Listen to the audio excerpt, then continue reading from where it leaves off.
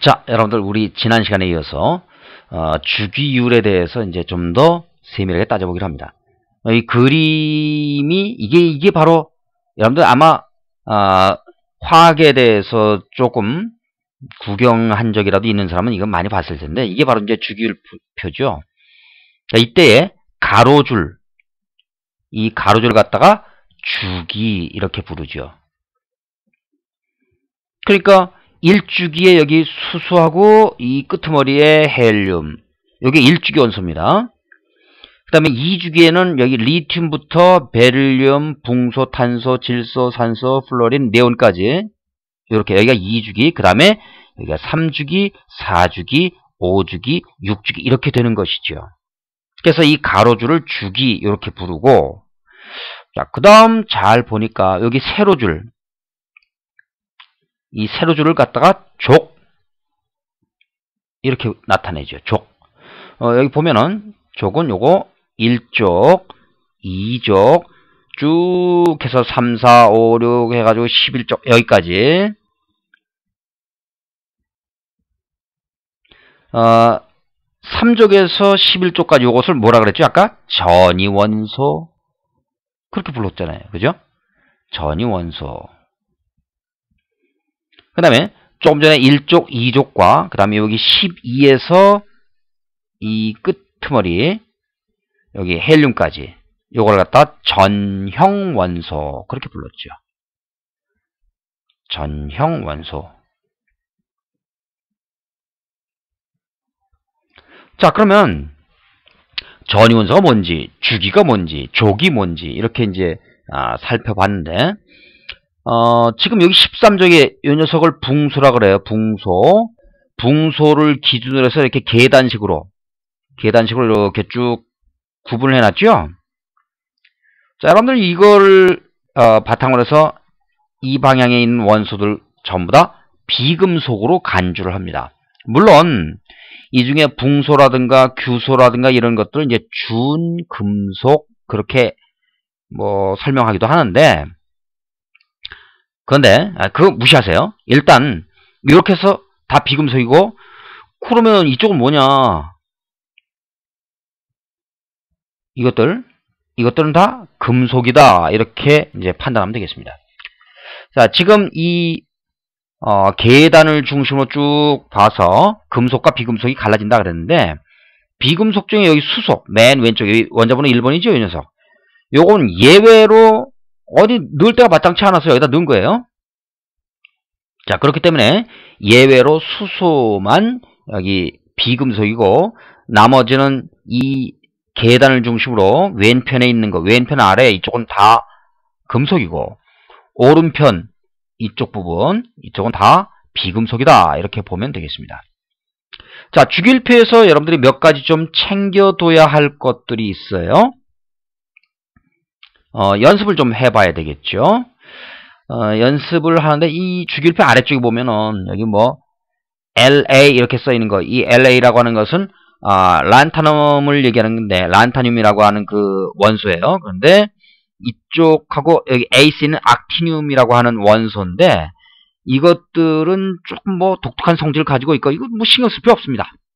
여러분들은 그런 거 신경 쓸 필요 없고, 주기율표 상에서 어떤 것들이 있는지 그거를 몇 가지 외워둬야 할 게 좀 있죠.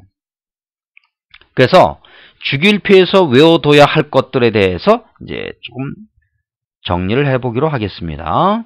자, 올라가서 한번 볼까요? 주기율표에서 외워둬야 할 게 1족 하고 2족. 1족과 2족 워낙에 유명해서 요거 외워두는 게 좋고, 그 다음에 17족, 그 다음에 18족.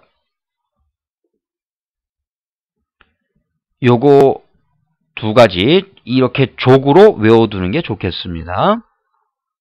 만일에 화학에 대해서 뭐 그렇게 내가 공부할 일 별로 없다 이렇게 생각하는 사람은 몰라도 괜찮아요. 그런데 혹시 앞으로 화학을 조금이라도 이제 공부할 생각이 있다면 1, 2족하고 우선은 좀 깊게 공부를 하게 되면 좀 더 외울 게 많아지긴 하는데 우선은 1, 2족하고 17, 18쪽 요 정도는 외워두는 게 좋겠습니다. 자, 그리고 몇 가지 속성들이 있는데 아까 전형원소의 이 족은 일자릿수가 원자과 전자수와 같다 그랬죠?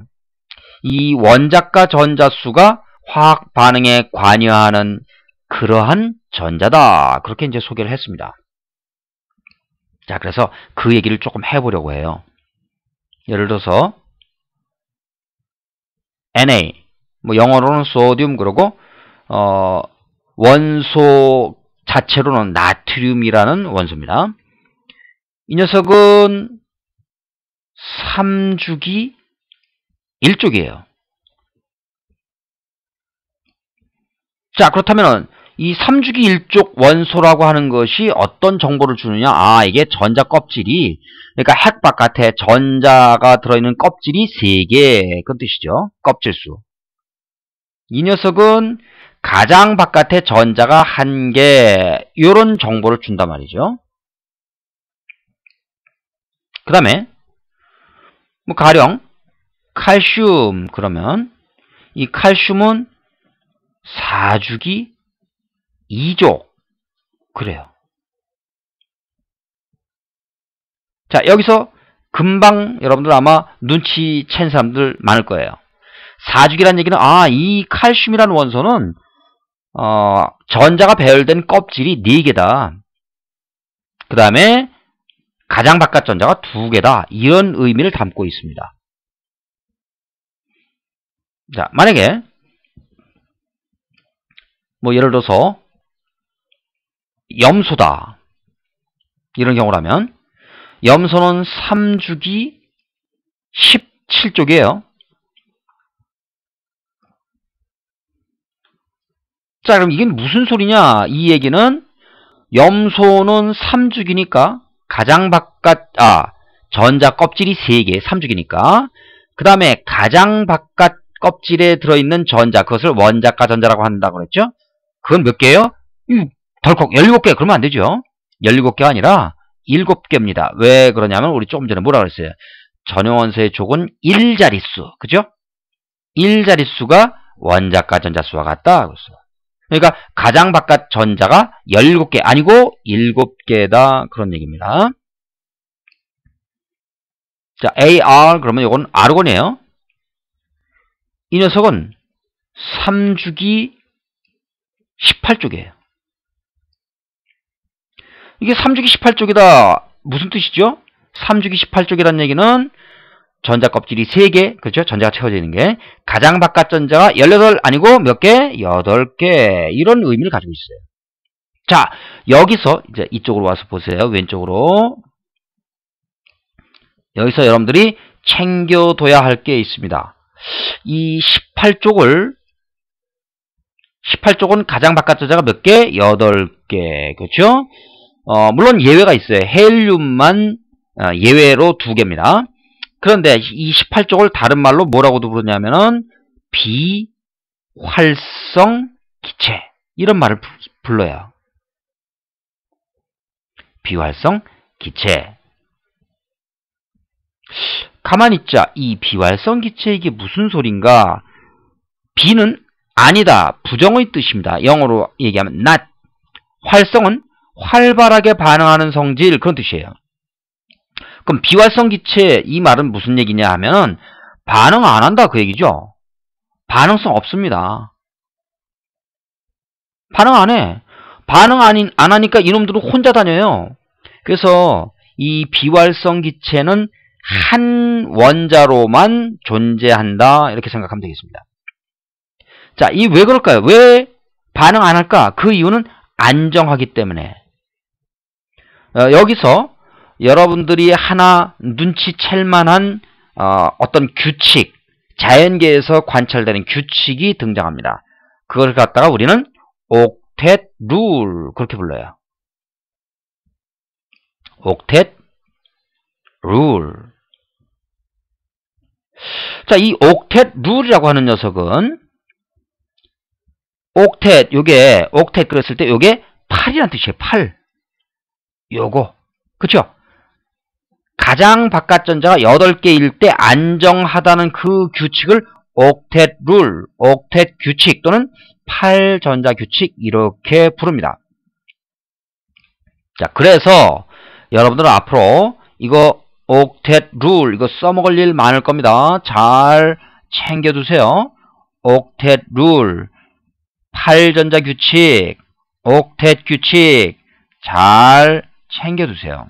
왜? 가장 바깥 전자가 8개일 때 안정하다 써먹을 일 무지 많습니다. 자, 그리고 다시 주기율표에 가서 보자. 주기율표에 보니까 17쪽이 나오네요. 그죠? 이거 17쪽에 플로린, 염소, 브로민, 아이오딘, 아스타틴 뭐 이런 거 나오는데 솔직히 이 맨 아래에 있는 것들은 우리 별로 관심 없어요. 자, 우리가 관심 있는 것은 17쪽에 플로린, 염소, 브로민, 아이오딘 이런 것들이 있는데 왜 관심 있냐? 요것들은 가장 바깥 전자가 17쪽이니까 몇 개입니까? 당연히 7개죠. 17쪽이니까. 그러면 좀 전에 옥텟 규칙 얘기했죠? 무슨 소리? 얘네들은 가장 바깥 전자가 7개니까 전자 하나만 살짝 받으면은 예를 들어서 플로린 이 녀석이 전자 하나 받으면 네온과 똑같은 가장 바깥 전자 8개가 된다 그 얘기입니다. 염소가 전자 하나 살짝 받으면 아르곤과 똑같은 가장 바깥 전자 8개 이렇게 된다 그 얘기예요. 그래서 이 플로린, 염소, 브로민 이런 것들은 가장 바깥 전자가 7개이다 보니까 전자를 하나 받아서 얘네들은 즉 비금속의 일반적인 속성인데 이것들은 전자를 받아서 여기에서는 비활성 기체 이것들 빼놓고 이것들은 음연이 되기 쉽다. 이것들은 특히 마이너스 1가 음연 되기 쉽고 그죠? 이렇게 전자 하나 받으면 산소다 그럼 마이너스 2가 음연 되기 쉽고 황화이온 이런 식으로 이제 나오게 될 거예요. 이렇게 만약에 질소다 그럼 마이너스 3가 음연 되기 쉽다. 이제 이런 식으로 판단할 수가 있겠습니다. 자, 그럼 반대로 쭉 가서 이 왼쪽에 보세요. 이쪽에 리튬, 소듐, 나트륨, 칼륨, 루비디움, 세슘, 프랑슘 뭐 이런 것들 나오는데 이것들은 가장 바깥 전자가 1개예요. 그러면 그 1개를 내다 버리거나 아니면 지금 리튬은 가장 바깥 전자가 지금 리튬은 원자 번호가 3번이죠. 그러니까 이 녀석은 전자를 3개 가지고 있어요. 2주기 1쪽이니까 가장 바깥 전자가 1개고 총 전자는 3개입니다. 그럼 이 녀석이 전자를 하나 버리면 뭐하고 똑같아지냐면 이 녀석은 헬륨과 똑같아져요. 나트륨은 가장 바깥 전자가 1개, 3주기 1쪽이니까 껍질 3개에 가장 바깥 전자 1개. 그러면 이 녀석이 전자를 하나 내다 버리면 누구하고 똑같아지냐면은 네온과 똑같아져요. 칼륨은 누구하고 같아질까요? 칼륨은 아르곤과 똑같아진다. 이런 식으로 비활성 기체처럼 가장 바깥 전자 8개가 되려고 노력하는 이런 현상, 이런 현상을 우리 이제 뭐 가지고 설명했냐면 옥텟 규칙 이걸 가지고 설명을 한 겁니다. 자, 그래서 요런 정도를 여러분들 좀 잘 기억을 해주세요. 이번 시간에는 몇 가지 정리한 것들이 있는데 가로줄을 뭐라 그랬죠? 주기수는 뭐하고 같아요? 전자가 들어있는 껍질수와 같다. 세로줄은 족이라 그랬어요. 전형 원소의 족은 어떤 의미를 가진다 그랬죠? 일자릿수가 최외곽 전자수. 최외곽 전자는 8개일 때 안정하다 그랬으니까 원자 자체로 안정한 것은 18쪽. 그 다음에 다른 녀석들은 최외곽 전자 8개를 만족시키기 위해서 전자를 내놓거나 금속, 내놓는 건 금속이에요. 전자를 받거나 비금속 이렇게 된다는 얘기죠. 이렇게 해서 주기율표상에 몇 주기 몇 쪽 이런 거 알면 특히 족 이걸 알면 여러분들 쉽사리 이 원소가 이런 성질을 가졌구나 하는 것을 예측할 수 있다는 겁니다. 자, 이번 시간은 우리 여기까지 진행합니다.